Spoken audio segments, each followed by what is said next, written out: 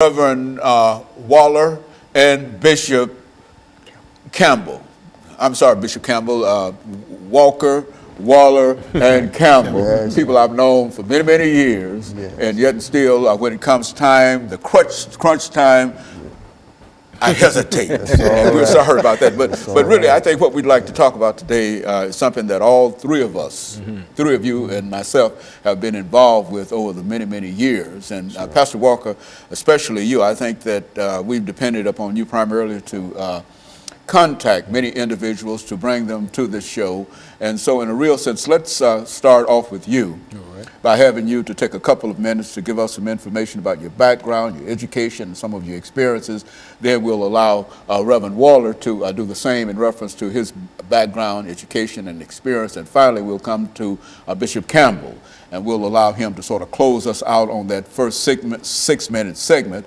And then we'll come back, and in that 8-minute segment, we'll start with Bishop Campbell and then come on back around and do it like that. And I think that that will be quite instructive in terms of what we're trying to do. Let's start off with you, Pastor Walker. Well, I'm Pastor KWalker. I'm the senior servant of the Hands of God Christian Church located out here at 1545 11th Avenue North. And Dr. Haney, we've done quite a few shows together, and I'm always excited and delighted to be in your presence and to be able to bring, individuals on your show that I know have some good information and knowledge as well. I'm a native Nashvilleian. I attended the public school systems here in Tennessee, here in Nashville, up until a point where I got put out. I got put out of, excuse me, I got put out of all of the Davidson County public schools, and I was not able to attend any schools in the city when I hit the 10th grade.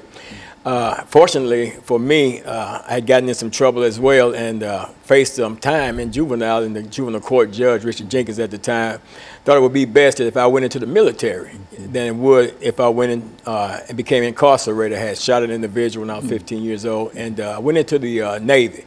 Stayed in the Navy about 19 months, long enough to get my foot wet, ride the ship overseas and stuff like that. Got out of the Navy, and at that time, you could go in the military without a GED, got out, or high school diploma, got out, went through Opportunities Industrialization Center, OIC, when I was in South Nashville, got a GED. Spent a little time at Tennessee State University, but all during that time, Dr. Haney, even prior to going in, I was always experiencing with drugs and stuff, and actually was addicted to drugs. Even when I was in college, I was shooting heroin and stuff like that.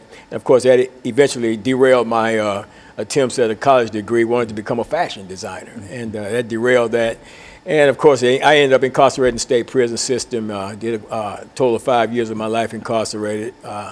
And in August of 1986, August 24th, 1986, God stepped into my life, intervened in a powerful way. He called me into ministry, called me away from a 17+ year drug addiction directly into ministry, and I've been serving him ever since.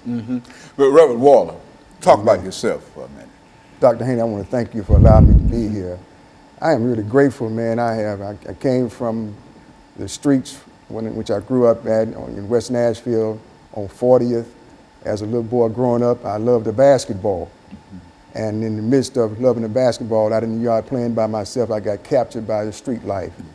And in the midst of all of that, I got incarcerated in street life for 20+ years of my life without being behind bars. Captured in my own community by a chemical that controlled my life for so many years.